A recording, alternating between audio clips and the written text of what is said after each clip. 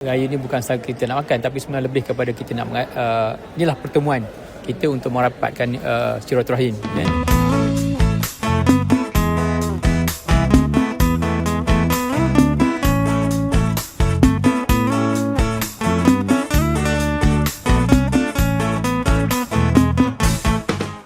Alhamdulillah, malam ni majlis mendapat sambutan yang menggalakkan, dan saya lebih lagi mengucap terima kasih kepada Yang Amat Menteri Besar Datuk Seri Diraja Wan Rosdi yang bersama isteri dapat hadir bersama jamaah raya pada malam ni. Dalam ucapan tadi, kita bukan sekadar nak orang kata raya ni bukan sahaja kita nak makan, tapi sebenarnya lebih kepada kita nak inilah pertemuan kita untuk merapatkan silaturahim.